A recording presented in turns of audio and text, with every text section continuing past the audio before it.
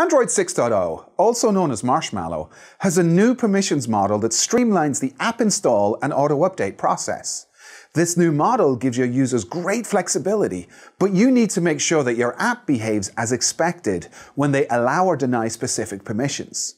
Hi, I'm Lawrence Moroney, and I'm here today to take you through the steps that will ensure your apps give your users the best possible experience in Marshmallow. Step 1.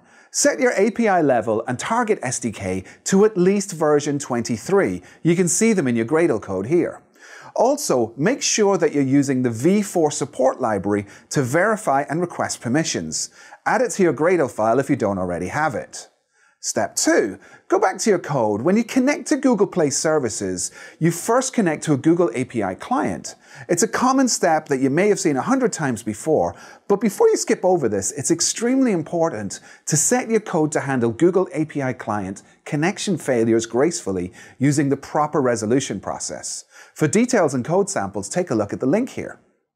Step 3. At this point, you've likely connected to Google Play services, and it's easy to assume that once you've done this that you can just go ahead and call the APIs. Well, that's mostly true.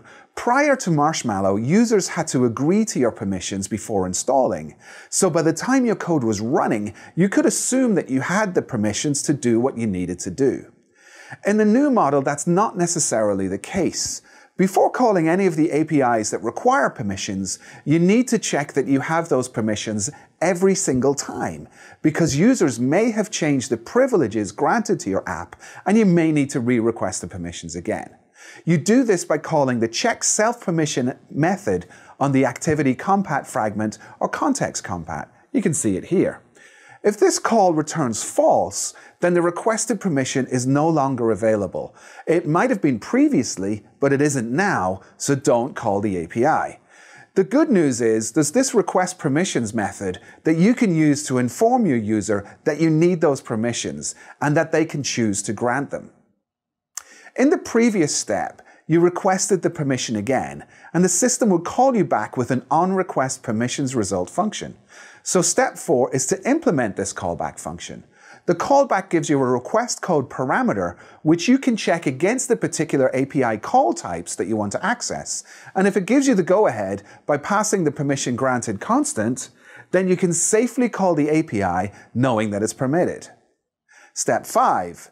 If your user has explicitly denied a permission to your app, but your app needs that permission to continue, you will need to manage their expectations and help them understand what your app needs for that specific permission to function. You can do this with the should show request permissions rationale method on an activity fragment or context. So for example, here you can see that a permission has been granted for find location. So a UI can be generated to tell the user that. What this UI is up to you. It can be as simple as a toast notification or an entirely new activity. It's entirely up to you. From there, you can go into the user flow to request permissions again, but be sure to be respectful and clear in the message that you give. And that's it.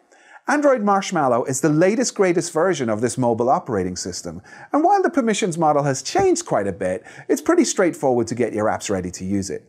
By allowing users to choose their permissions when they're relevant and in context, instead of being overwhelmed when they first install the app, their experience with your app will be much better.